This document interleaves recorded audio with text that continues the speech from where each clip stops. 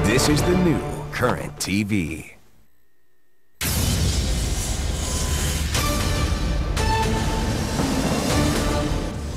Which of these stories will you be talking about tomorrow? Occupy Oakland dismantled. Police thank protesters for a, quote, peaceful exit. Mayor Quan's chief legal advisor Dan Siegel resigns in protest. Our guest, Dan Siegel. Occupy Chapel Hill, attacked by a SWAT team. Ran in, no warning at all, and had their assault rifles pulled at us and put a gun in my face. Why a SWAT team? Because the city decided the protesters were anarchists. The true impact of Herman Cain's accuser? She turned me into a newt. Gingrich, now a top one GOP poll, Cain down to 14% in another, and he's made a fool out of himself in a magazine. The more toppings a man has on his pizza, I believe the more manly he is, because the more manly man is not afraid of abundance. A manly man don't want it piled high with vegetables. He would call that a sissy pizza. Don't tell Mrs. Cain about that. That's not the person he is. He totally respects women. Exploiting Penn State, Republican Governor Tom Corbett turns it into, literally, political football. We would have expected law enforcement to have been involved much sooner than it got involved. Funny how he never mentions he was one of the Pennsylvania state attorneys general who ignored the evidence of the horrific crimes of Jerry Sandusky. And how can the judge who let Sandusky out on bail without even an ankle monitor have been a volunteer for Sandusky's kids' charity and not recused herself from the case? And don't know much about history. Bill O'Reilly's book on the Lincoln assassination banned by the Lincoln Museum at Ford's Theater. I want to write a book that everybody's going to read. Not some boring history book, all right? Like a thriller. He succeeded. It's so much not like history, the museum won't sell it because of all the mistakes in it. All that and more now on Countdown. I remember you had Abraham Lincoln driving to his inauguration in an automobile.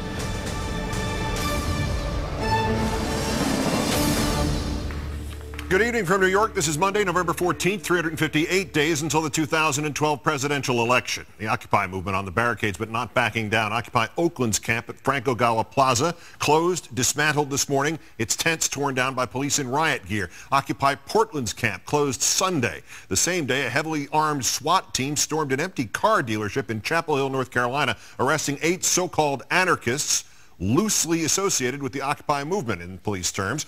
That coming one day after Occupy camps in Denver, Albany, Salt Lake City, and St. Louis were also closed. The fifth story on the Countdown, Occupy camps may be taken down, but the Occupy movement keeps rising up, planning a national day of action with the AFL-CIO and other labor groups for this Thursday, November 17th, when Occupy Wall Street also hopes to stop the New York Stock Exchange from opening on time, substituting a people's bell to ring out in place of the exchange's opening bell. But we start tonight in Oakland, where riot police mustered in strength near the Occupy camp before dawn. This following pleas from Mayor Jean Quan that protesters leave of their own accord. And a third eviction notice preceded this. That was delivered Sunday. Some protesters fled before the raid. Some stayed, hoping to avoid confrontation. I myself don't want to get arrested. I do have to work tomorrow, but I want to be out here in support and say that people have a right to assemble and to protest what the government's doing. With the amount of official force on hand, protesting may seem futile. Hundreds of police from around the San Francisco Bay Area joining their Oakland counterparts for the raid. At least 32 Occupy protesters were arrested. Unlike the first attempt to close the camp October 25th, there were no reports of violence or injuries on either side. They came in, gave no orders, did what we call kettling, and basically cordoned off the park. I didn't see any brutality on the part of the police this time. Oakland Mayor Jean Quan surveyed the ruins once the camp was closed and then spoke with reporters. I'm obviously relieved on behalf of Oakland that this morning's activities ended peacefully, that most of the campers agreed voluntarily to leave peacefully. The encampment became a place where we had repeated violence and this week a murder. Oakland police claiming the man shot and killed near the Occupy camp Thursday had been living there along with one of the suspected shooters. That violence, one of the justifications for closing down the camp, along with reports of poor sanitation, increasing street crime, and financial pressure on local businesses and the city. Justifications that apparently did not add up for Mayor Quan's legal advisor, Dan Siegel, who announced on Twitter this morning, no longer Mayor Quan's legal advisor, resigned at 2 a.m. Support Occupy Oakland, not the 1% and its government facilitators.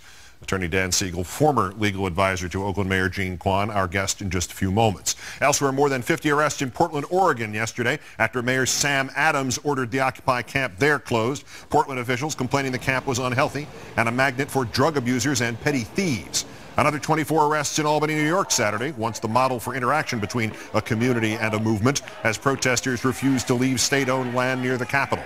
17 more arrests in Denver, where police told protesters they could sleep on the sidewalk but could not block sidewalks nor camp in Liberty Park.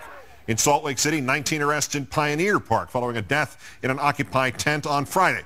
27 more arrests in St. Louis after an attempt to win an injunction to stop a planned eviction failed. And at Chapel Hill, North Carolina, this extraordinary scene, a SWAT team, semi-automatic rifles at the ready, storming a shuttered car dealership they claimed had been occupied by anarchists. 8 people in the building arrested. One telling reporters there was no warning at all, and had their assault rifles pulled at us and put a gun in my face and put guns in everybody's faces and screamed at us to get on the ground. I've never had a gun pulled on me like that. That was terrifying. More on that with a reporter who says she witnessed the scene and was handcuffed and put on the ground by police even after showing her press pass in a moment. But let's begin, as promised, in Oakland. And Dan Siegel, civil rights attorney, political activist, and former legal advisor to Mayor Jean Quan. Mr. Siegel, thanks for your time tonight. Sure. Thank you, Keith. Why did you decide to leave that post in the mayor's office? You know, I just felt that we had gotten to the point where we weren't on the same page. I think the city should have supported the Occupy movement in Oakland. It really does represent the 99% of Oakland residents who are struggling with joblessness, poverty, unemployment, foreclosures, high student loans, and so on. And we should be friendly to them, not try to push them out. I also think it's pointless. This is a tremendous movement, which, as you've described, is building across the country. And just trying to bully them or dispossess them is not going to have a positive effect. It will just waste millions of dollars and bring a lot of disrepute on our city. Officials in your city have cited the violence. They've described lawlessness, and they say that these things were associated with Occupy, along with sanitation problems and cost, complaints from local businesses, reasons to shut it down. Do they have a point? Were those reasons sufficient to close it down, or why were they not? You know, I do think there's a point. But they were not sufficient. People didn't like looking at the camp. It was kind of disorderly. It was messy. We're used to having homeless people and poor people sleep under bridges someplace, not in the middle of town where people have to look at them and deal with their situations. I thought the city should have engaged the camp leaders and the camp members. I went to many of the General Assemblies. The people who gathered there were very intelligent, thoughtful, considerate people. I think they were amenable to having honest conversations with city leaders about dealing with the problems in the camp. And the city did not do enough to engage them, in my opinion. Can you give a theory on Mayor Quan's conduct throughout this series of events over the last 2 months? Because you said in an interview earlier with the Huffington Post that the mayor may have been, to quote you, overrun by the opposition. What did you mean by that, and give me your assessment of her? Well, you know, Keith, the people in Oakland who were against the camp, and I mean particularly some of the more conservative members of our city council and the Chamber of Commerce, and some folks like that, were just becoming louder and louder and more strident in denouncing Mayor Quan and demanding that the camp be assembled. And at the same time, I think that her closest advisors among city administrators, particularly the city administrator and the police chief, were really pushing her to do it. At the same time, there are a lot of people in the community who are looking at or trying to look at alternative solutions, whether it's to engage the campers and try to get them to deal with the problems that the city was concerned about, or even move them elsewhere, but none of those efforts ultimately had any traction or had the support of the people in the Occupy movement. So I feel that Mayor Quan was pushed to do something that is really contrary to her own values and political instincts. The city's claim, and the mayor echoed it, about the shooting victim and the shooter last week being, to some degree, part of the Occupy camp. Was there any validity to that, or was that simply a convenient excuse, in your opinion? You know, I think it was definitely a convenient excuse. This young man who was the victim of the shooting apparently had hung around the camp a little bit for a few days, but he wasn't really engaged as one of the Occupy activists. He got into a dispute with a couple of other young men, and they called a friend who came with a gun and shot him, which was really terrible. But Keith, when you look at the fact that there have been 100 murders in Oakland this year, mostly among young groups of men of color, and people don't notice those because they're out in East Oakland or West Oakland where big business people don't have to look at them and are easily ignored. I'm not suggesting the mayor ignores them. She's been very positive in terms of finding solutions to crime. But this was, unfortunately, an all too typical Oakland event, and I think it became an excuse for moving on the camp. How very unfortunate. Dan Siegel, civil rights attorney, political activist, and until this morning, the legal advisor to the mayor of Oakland, Jean Quan. Congratulations on your stance on this. No matter how people view the movement, it says something. Very few people would do this now for any cause today. Great, thanks for that. Great, thanks for coming on. Thank you. For more now on Sunday's guns-drawn SWAT team raid on a group of alleged Occupy-associated anarchists at Chapel Hill, North Carolina, I'm joined by Katelyn Ferral, the Chapel Hill reporter with the News and Observer. Thanks for your time tonight. You're welcome. What did you expect when they sent you out to cover this? Well, I was told that some protesters in the area had broken into an abandoned building or a vacant building and had taken it over, and so I was just told to go down there and talk to people and see what was going on. So, what was going on? What did you see when you got there, and how did the police treat you? Well, there weren't any police there when I got there. I got there and there were people standing outside, a couple people inside the building. People were just talking in groups. There were some people cleaning, just gathering. Police were not there when I got there initially. And what happens, under what circumstances did they show up, and what happened then? Sure. Well, I was inside the building for a little while, and then I started to walk outside, and I saw all of us. I had heard that police were gathering down the street, and so I walked outside, and all of a sudden they came rushing around the corner around a neighboring building down the street, and they were armed with their guns, and they were in a tactical team squad fashion, and pretty much just rushed the crowd, told everyone to get on the ground. And I had a camera in my hand at the time, and I was wearing my press badge, so I was taking pictures of everything as it was happening. And eventually they told me to get on the ground too and stop taking photos. How long were you on the ground? I was on the ground for about 15 minutes, I guess, at that point. I had showed them my press badge and told them I was a member of the media. They told me to get on the ground and spread my arms out, and so I listened and did that and stopped taking pictures. So I was on the ground for about 15 minutes or so, and they started handcuffing everyone around me. There was an officer standing over me, and then they cuffed me as well. What happened after that? Were you arraigned? Were you just taken out of the scene, or what? How does it happen that you're not cuffed now, I guess is what I'm asking. Sure. So I was detained and cuffed, but I wasn't actually arrested because I was found outside of the building at the time. So they cuffed me and about a dozen other people, and they lined us up along a ledge, and we were just sitting there with our hands cuffed behind our back.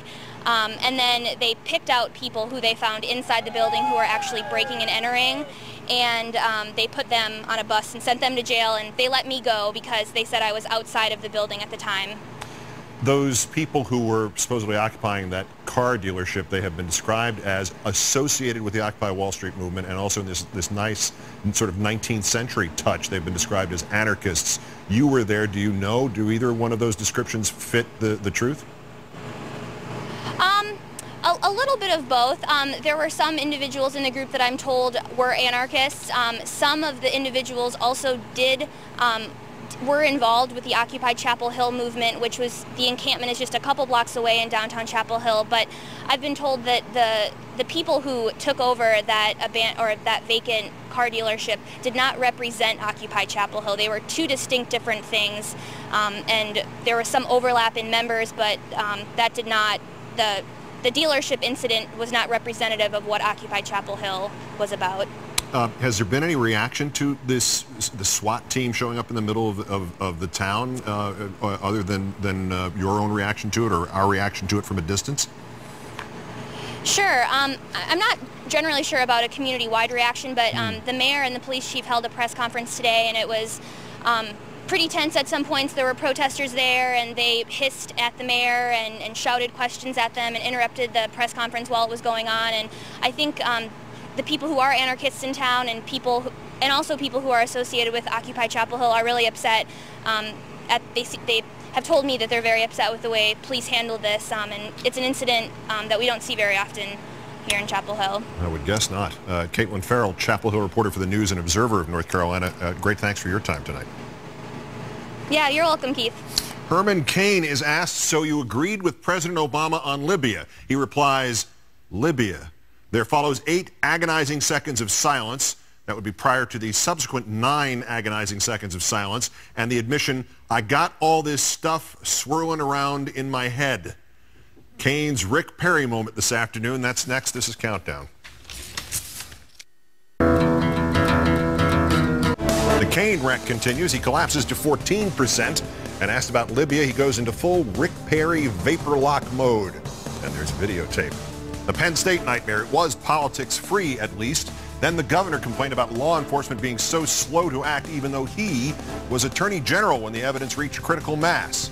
Last year he said it was outrageous that he'd been accused of being a member of a white supremacist motorcycle gang. Now because it's convenient, he boasts he was too a member of a white supremacist motorcycle gang.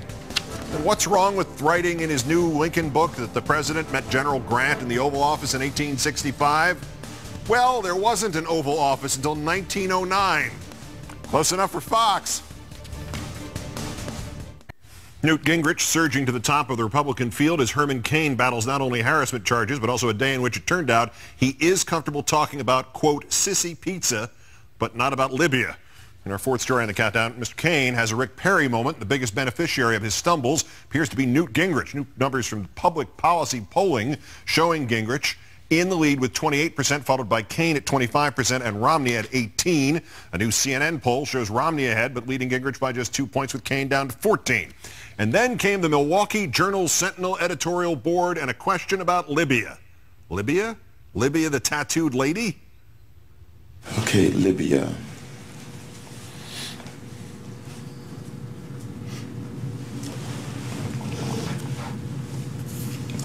President Obama supported the uprising, correct? President Obama called for the removal of Gaddafi. Just want to make sure we're talking about the same thing before I say, yes, I agreed, I know I didn't agree. I do not agree with the way he handled it for the following reason. No, that's a different one.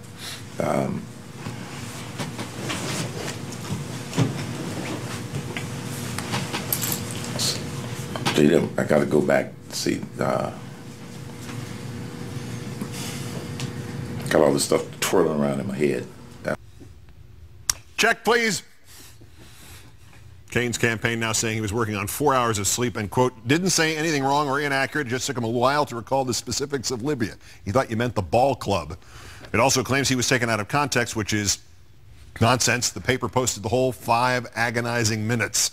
Didn't take him quite as long to remember how he feels about torture at the Republican debate Saturday night, responding to a question about waterboarding. Yes, that policy. I would return to that policy. I don't see it as torture. I see it as an enhanced interrogation technique. Get them to tell you about Libya. Cain's own interrogation techniques back in the spotlight today with the boyfriend of his accuser, Sharon Bialik, coming forward to corroborate her harassment story. I can confirm that when she returned, she was upset. She said that something had happened and that Mr. Cain had touched her in an inappropriate manner. Gloria Cain, Herman Cain's wife of 43 years, defending her husband in an interview running today with Fox News' Greta Van Susteren. I know that's not the person he is. He totally respects women. He would have to have a split personality to do the things that she said. Split toppings, did you say? Kane's comments last month to GQ magazine coming out today, they didn't help. They're about pizza. The more toppings a man has on his pizza, I believe the more manly he is, because the more manly man is not afraid of abundance. A manly man don't want it piled high with vegetables. He would call that a sissy pizza. Joining me now and perhaps thinking he's in the middle of a very long and bad dream, David Drucker, staff writer for Roll Call. David, thank you for your time tonight. Good to be here, Keith. Are those polls the first sign that Kane might be done and that the Libya tape is maybe going to be the last straw? Well, I think it shows he's definitely going in the wrong direction. I'm only hesitant to call somebody done because every time we think somebody's done, they're not. So on the one hand, anything's recoverable depending on how your opponents do, almost anything. On the other hand, he's having a rough couple of weeks. It's not abating. And I think today the Libya video is particularly damaging simply because when you haven't been in elective office, when you don't have experience with national security and foreign policy, you're going to be held to a higher standard than somebody who has. Had he been involved in these issues for years, he could maybe stumble and people would say, okay, he made a mistake. We know he knows these things. But that isn't the case. And the manner in which you see the video unfold, if it gets a lot of coverage, a lot of play, it's a problem. If it only gets a little bit of coverage and it doesn't take hold the way Perry's gaffe on national television in that debate did, maybe he still can move forward here and he's got a chance to recover. About Mr. Gingrich, the new front-runner, at least in the public policy poll, and close to it in the other one that I mentioned, is he the new front-runner because he's the one who hasn't been the front-runner yet? It's just his turn? Well, he's definitely the new not Romney. And I think there are a couple of things about Newt. First of all the candidates in the field, he may be the most knowledgeable, have the most experience over the course of a career in public policy of all kinds. And he clearly has a lot of goodwill among Republican primary voters. Now, I have been hearing for months from voters, whether it's over Twitter or otherwise, that, wow, Newt really impressed me. Do you think he could win? Newt was really interesting. He was really direct. He did a great job. Do you think he can win? And all along, my thinking has been that he is not electable in a general election against Barack Obama, most likely. But clearly Republicans are looking for somebody that they can believe in and feel emotionally connected to in addition to the policy, and Newt has that. They've rifled through Michelle Bachmann, Governor Perry, and Herman Cain, and now he's getting a look. Now I think that he deserves the accolades he's getting from voters in the Republican field. What we're going to find out next, though, is can he take a punch, because now that he's viable, his opponents and others are going to bring up all of the interesting things about him from his past that will then cause people to question whether he should still be up there. And if he can go through that, as every front runner must go through that, then he's a player. And if not, then maybe he drops like other people. Yeah, breakfast at Tiffany's with somebody else's wife. Through all of this, each time the lead changes hands, Mitt Romney rises a couple of points. I mean, the people around him, as you pointed out, they basically shoot themselves once every 3 or 4 weeks, and he still can't get any traction going. Is there tone deafness here because he, proposes things like privatizing the Veterans Health Administration on Veterans Day, or is it that they just don't like him? I think the problem with Mitt Romney is that if you talk to a Republican voter, their head will say, I should vote for the guy. He understands the economy. He's not going to raise taxes. He's got experience from the private sector. And their heart goes, and kind of shrugs their shoulders. There's that and the fact that they don't know if they can trust him to be as conservative as they are. But as we've seen, Keith, over presidential cycles, sometimes the nominee isn't somebody that everybody fell in love with. John McCain, although there was a lot there to like and a lot there to respect, Republicans never really fell in love with him or trusted him. But he was the guy that simply was able to rise just high enough and win just the right races at the right time to be the nominee. Romney could be that guy, but he could yet not. The only thing I'll say this about Romney he has going for them is just about everything Republicans don't like about him they already know and have factored into what they think of him. Attrition is his best friend. David Drucker of Roll Call. Great thanks tonight, David. Anytime. Thank you. Trying to score political points off the Penn State scandal. The state's Republican governor asks, where was the law? Evidently thinking nobody remembers that he was the Attorney General for the 6 years ending this past January. Coming up. The governor of Pennsylvania tries to make political hay out of the Penn State child rape scandal. He blames those who didn't do anything, not mentioning that he was one of the state's attorneys general who didn't do anything. First, the Sanity Report, 2 notes. This thing, I just found out about Movember, in which men grow mustaches to bring awareness to issues like prostate cancer, so there you go. Secondly, yesterday, November 13th, was the centennial of one of the all-time great human beings, John Jordan Buck O'Neill, first baseman, then manager of the Kansas City Monarchs of baseball's Negro Leagues, the man who discovered Hall of Famers Lou Brock and Ernie Banks, the first African-American coach in Major League history, the force behind the founding of the Negro Leagues Museum, the unquestioned star of the Ken Burns baseball documentary, a man who should himself be in baseball's Hall of Fame. He died in 2006, healthy and happy and spreading both until the last 2 months of his life, and he was born on November 13th, 1911. Time marches on. We begin with some record-breaking. This young man has attempted to go the longest without blinking. The record-breaking doesn't get much more exciting than this. I'd be on high alert, too, if my air conditioner had a mustache like that. What's going on there? There it is. Right over his shoulder. Probably inspired by Movember. Next thing you know, it'll be a goatee, then a beard, then they take a... All right, anyway, the kid still has his eyes open. But I think I've seen him blink several times. Well, there's one other thing he's got open, probably. His schedule. The playground where this fast-spinning piece of equipment is just waiting for someone brave enough to test it. The challenger steps up and boom goes the dynamite. Lesson learned. Well, maybe not. You get the distance on that? That may have been a record by itself. This is how the Wright brothers got their start. Well, not exactly. Finally, we end as we always do with Chinese senior citizens covering Lady Gaga tune. These retired seniors are performing their version of the song Mad Romance on China's Hunan TV, and apparently their interpretation of it has something to do with living in a giant dollhouse.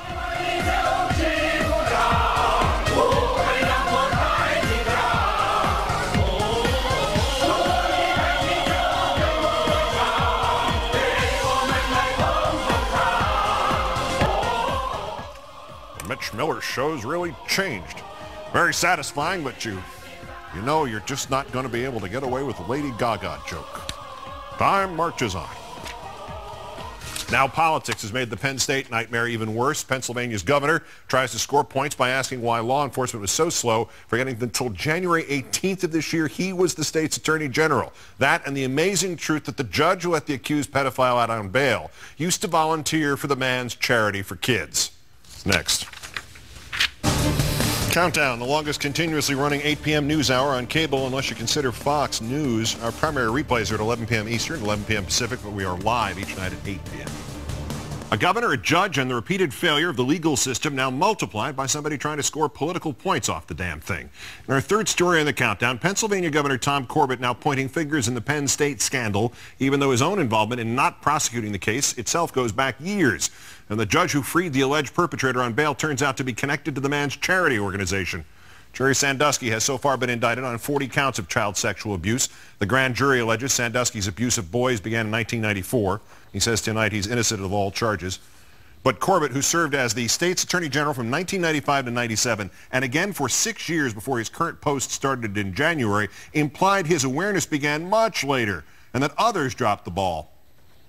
We would have expected law enforcement to have been involved much sooner than it got involved. And as you know from newspaper reports, our office as Attorney General became involved, not in a case related to the university, but in a case from a next-door county, Clinton County, and a school there where Mr. Sandusky was helping out as a coach. Never explained why that made a difference. When asked today why he did not act sooner, the governor replied. That's what I can't tell you, because it's part of the investigation, and we've been investigating it. That's clear by the presentment. As for District Judge Leslie Dutchcott of Center County, Pennsylvania, home of Penn State, she failed to recuse herself from the case even though she had volunteered for the charity through which Sandusky is alleged to have found his victims.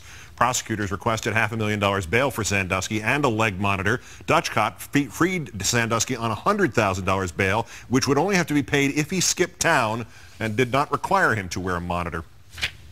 A pleasure now to talk once again, unfortunately under these circumstances, with former Federal Circuit Judge Katelyn Crier, author of the new book, Patriot Acts, What Americans Must Do to Save the Republic. It's good to talk to you again, Katelyn. Hey, Keith. The judge first. Not only did Leslie Dutchcott not reveal her connection to the defendant, but the news media whiffed on this too. This was reported by the anti-establishment sports website Deadspin. It seems like the official and the unofficial judicial safeguards really fell by the wayside here. Well, the list is growing longer and longer of school officials, government officials, lots of people that may have turned a blind eye and are acting in a somewhat irresponsible fashion even now that news has broken. Obviously, the judge first.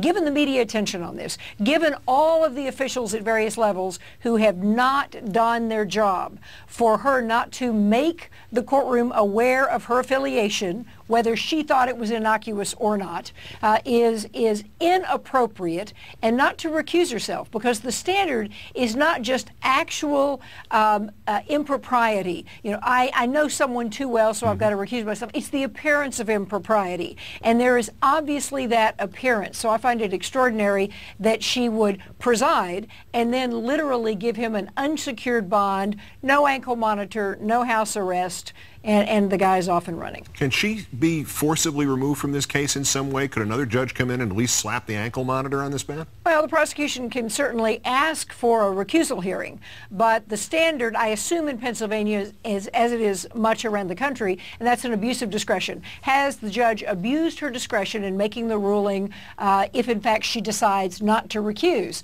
It's a very broad standard, but if in fact you can demonstrate that there is a direct association and not just, gee, I showed up and volunteered once a year at something or other and I didn't know Sandusky, then I think she'd be out. It's a tough standard, but she shouldn't wait for that. This is the kind of thing that you step away from because of an appearance of impropriety. What happens now? She's apparently scrubbed the reference to her having been a volunteer for this organization from her website. That, to me, that would not seem to argue her case very well. Am I adding too much importance to that action?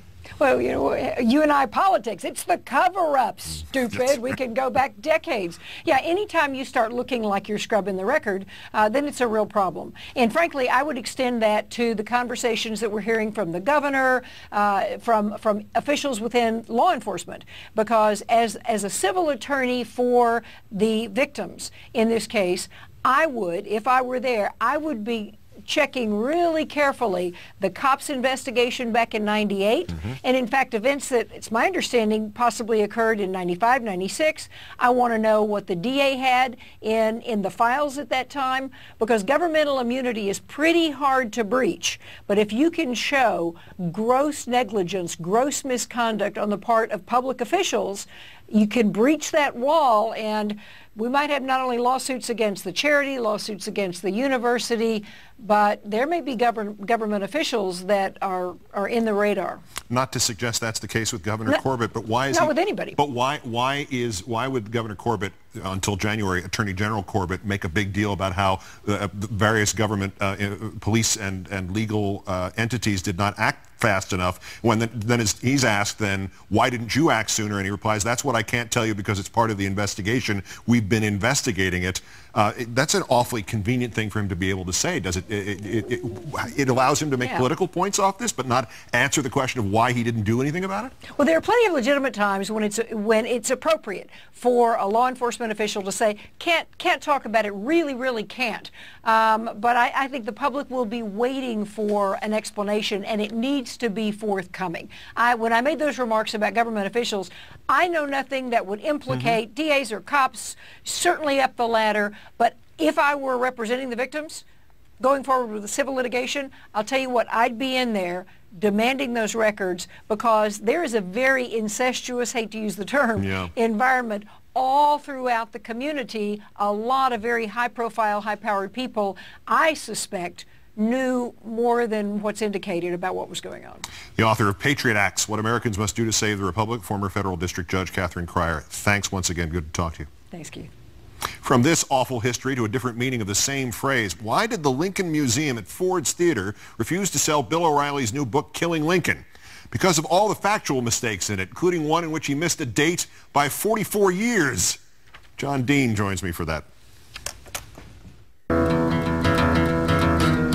He claims conspirator Mary Surratt was forced to wear a hood when not at her trial. She was never hooded. He writes that his hero met General Grant at the Oval Office in 1865. Oval Office wouldn't be built for another 44 years. And he claims the Secretary of War was behind the plot to kill the president. That has been laughed at by scholars for decades. Billow's book on the assassination of Lincoln may actually be less factual than even his own TV show.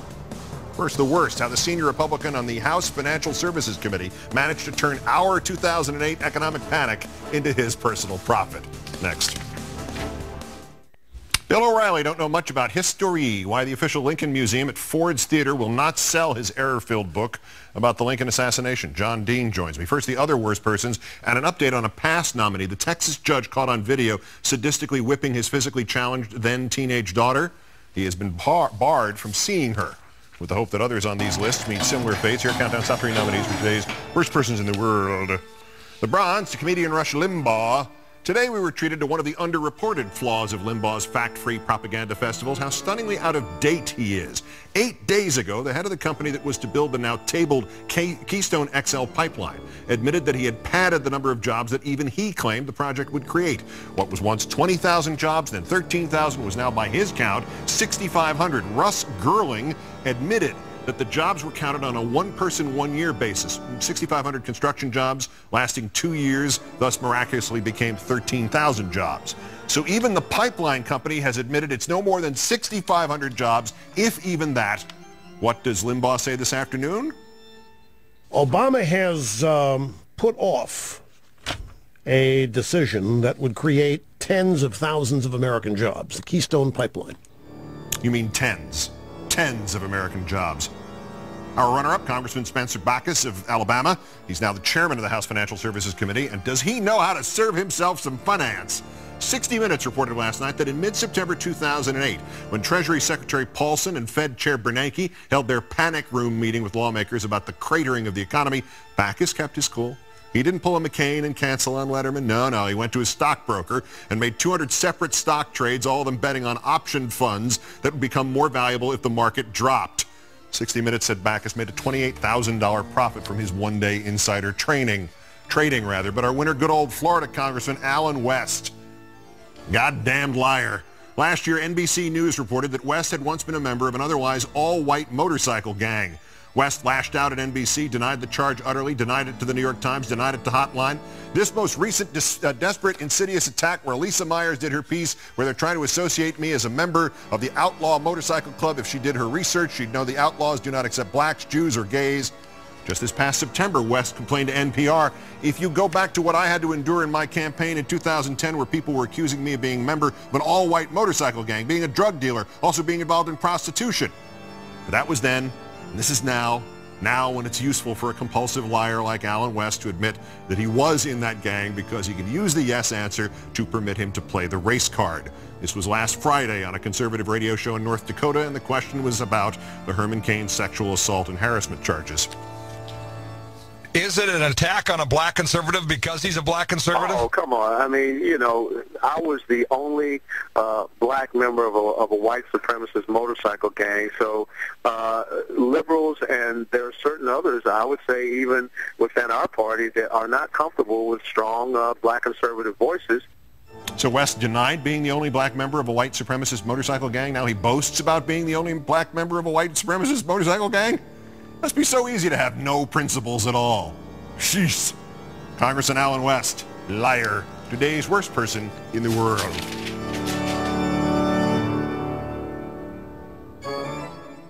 The great comedians Bob Elliott and Ray Goulding once performed a priceless sketch in which Goulding, as Alfred E. Nelson, the author of an 1,100-page history of the United States, admits he's an 8th grade dropout who has written the book from memory.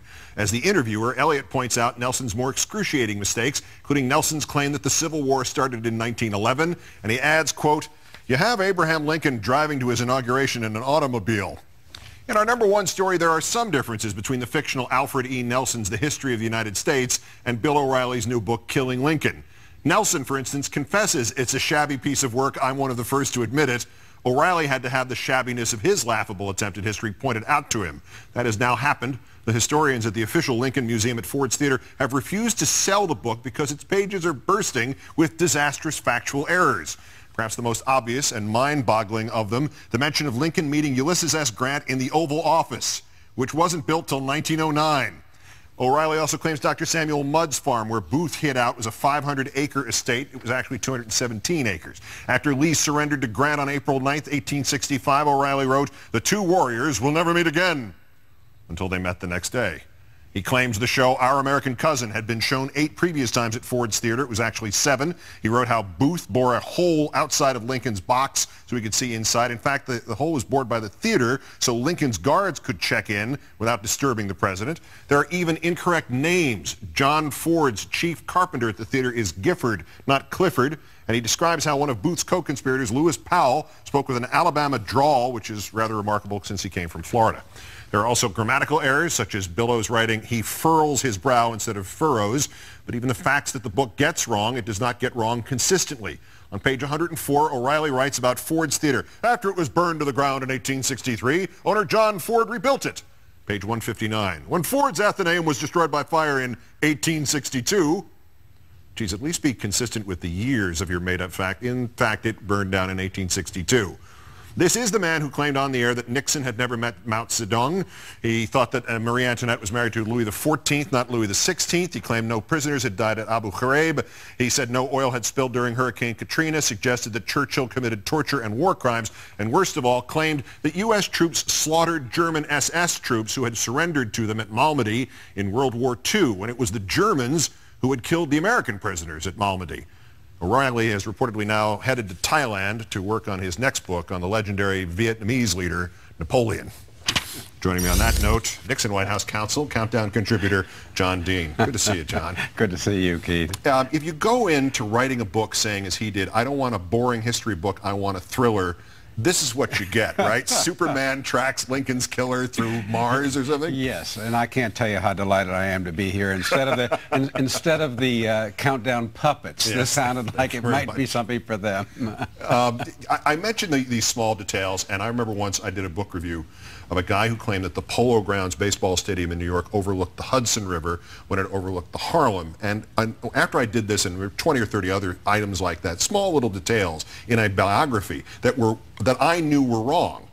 And the guy just lambasted me and said, why are those details so essential? You're just nitpicking. Why are those details so essential? You've written enough to know this, the answer. Well, typically, one documents a book like this. Yeah. There are something like almost 17,000 Lincoln books, and that's 17,000, not 100. Mm-hmm. We don't need another Lincoln book. And if he has no original research, it's hard to figure out why he's even dealing with any details.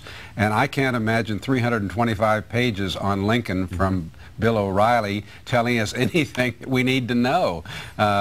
So I don't know. I can't explain that. Mm-hmm. I've done Bill's show a couple times, and he once told me how to sell a bestseller, and it wasn't to get everything wrong in it. Yeah. But I mean, but my argument was that if these little details are wrong, and they're things that I would know off the top of my head, how do I know about all the exclusive stuff in the book or the quotes?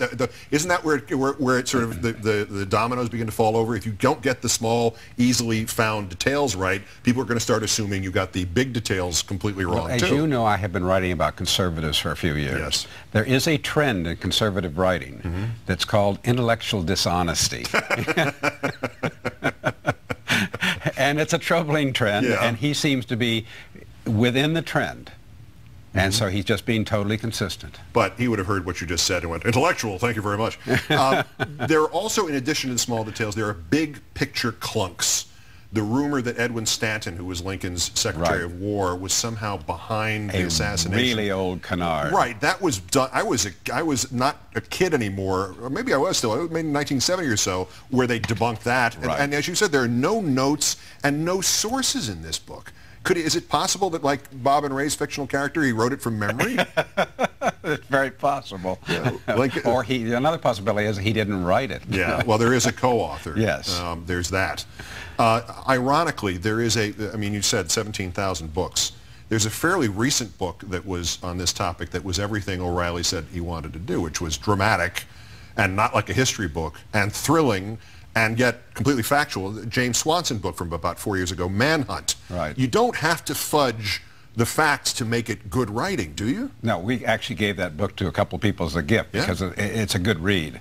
And he has added nothing to the Lincoln library, so to speak. But you must have, having spent as much time as you did in it, I would assume you would have a sort of personal joy at the premise of the Oval Office, which has just celebrated its 100th anniversary 2 years ago, being placed back in the Civil War era. Absolutely. You know, I've always thought of the Oval Office being built in the image of the man who designed it. For Taft? A very oval, William Howard Taft. Easy way to remember it, very your students easy way at home. Yes, exactly. So how can you forget it? I mean, how can you get that confused? Well, apparently you just... He's only off 44 years, though, Keith. Well, that's my point. It's a nice close window. He almost got it right. And is that, of these that you've heard, is that your favorite of the mistakes? That is the leading right now. I read the article that the woman who really pierced it took a look, and I stopped counting at about really 12 serious errors. Yeah. He says there are 4. You know, I'm a serious author. I do a lot of work, and it's kind of an insult to those of us who try to really show some scholarship in our work. And I was thinking, what would I do if this happened? I'd get an errata sheet out so fast in the books, and rather he's trying to defend it. Well, so this is silliness. The word you just said just encouraged. I just realized you said errata sheet, and she's going to think you said something about erotic. The author, historian, and Countdown contributor John Dean, who just put that thought in O'Reilly's head. Thanks a lot. Good to see you, sir. Thank you, Keith. That's Countdown for this 314th day since the Republicans took control of the House, 314 days without them having passed one jobs bill of any kind. I'm Keith Olbermann. Congratulations on surviving another day of this crap. Good night and good luck.